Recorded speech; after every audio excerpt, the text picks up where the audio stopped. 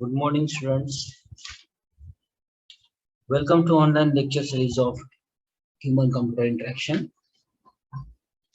So, as we know, last lecture we have seen the principle that support the usability. Right? So, under this last lecture, we have studied the flexibility. Now, in today's lecture, we will see the robustness. So, this robustness of that interaction includes the features that support the successful attainment and assessment of the goals. So, some principles under this robustness, there is observability, recoverability, task conformance, and responsiveness. So, we'll see one by one. So, observability allows the user to evaluate the internal state of the system by means of its perceivable representation at the interface.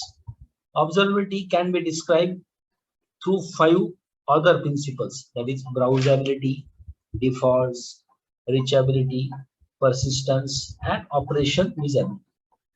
So what is this browsability? Browsability allows user to explore the current internal state of the system via the limited view provided at the interface. This browsing should not have any side effects of that state. That is, the browsing commands should be passive on the domain specific parts of the internal state.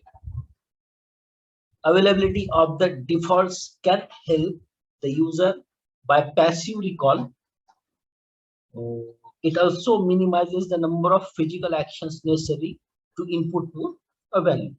Reachability refers to the likelihood of navigation through the observable system states. Reachability in an interactive system affects the recoverability of the system.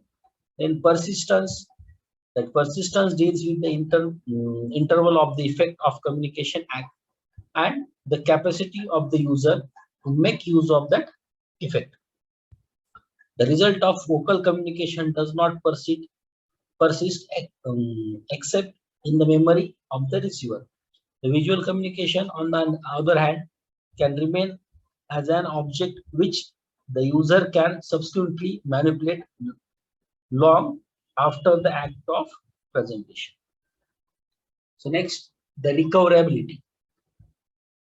So in recoverability is the capacity to achieve a desired goal after identification of some error. In the previous interaction, there are 2 ways in which recovery can be occur, forward or backward. So in forward error recovery involves the acceptance of the current state and negotiation from the state towards the desired state. And backward error recovery is an attempt to undo the effects of earlier interaction in order to revisit to a prior state before proceeding. In a text editor, a mistyped keystroke might wipe out a huge section of the text, which you would desire to retrieve by an equally simple undo button. Recoverability is linked to reachability to avoid blocking the user from getting to a desired state from some other undesired state. The principle of common state efforts state that if it is hard to undo a given effect on the state, then it should have been hard to do in the first place. On the contrary, easily undone action should be easily done. The last was responsiveness. The responsiveness counts the rate of communication between the system and the user. The response type is generally defined the amount of time needed by the system to express the state changes to the user. In generally, short duration and instantaneous response time are desirable. As significant as complete response time is response time stability. Response time stability overs the invariance of the period of identical or similar computational resource. For example, pull down menus are expected to pop up instantaneously as soon as mouse button is pressed. Variation in response time will hamper expectation explicitly by the motor skill. Task conformance. Task conformance, task completeness address coverage the issue, and task adequacy address the user's understanding of the task. Task completeness deals to the level of which system services can be mapped onto all the user tasks. It also accepted it also expected that system service be suitably gendered so that user can define a new task. Task completeness covers only one part of the conformance. This separate word is understood and operated upon by the user. So these are the different principles that support the usability. Right? So in short, so under this robustness, in short, whatever different principles are there. So what is this observability? So ability of the user to estimate the internal state of the system from its perceivable representation. This is a short definition. What is the recoverability? Ability of the user to take remedial actions once error has been recognized. What is the responsiveness? How the user recognize the rate of communication with the system. What is the task conformance? The amount to which the system services support all the tasks the user desires to perform and in the way that the user recognizes it. So these are the different principles that support the usability. So next point is design standards. So under this design standards, we'll study standards for interactive system design are generally set by the national or international bodies to ensure the compliance with set of design rules by a large community. Standards can relate specifically to either the hardware or the software used to build the interactive system.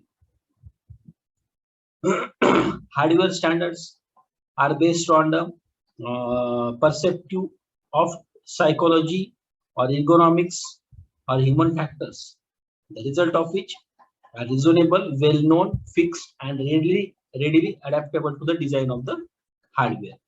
Where software standards are based on theories from psychology or cognitive science, which are less well-formed, still evolving, and not very easy to understand in the language of the software design.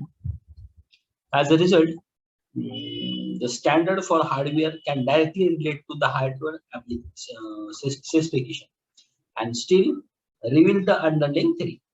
Whereas the software standards would have to more unclearly worded. Hardware is more hard and costly to change than software, which is usually designed to be very flexible. As a result, requirements change for hardware do not occur as frequently as software.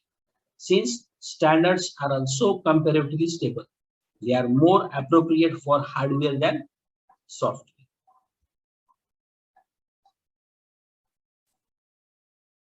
So the effectiveness, efficiency, and satisfaction with which specific user achieve the specific goals in a particular environment.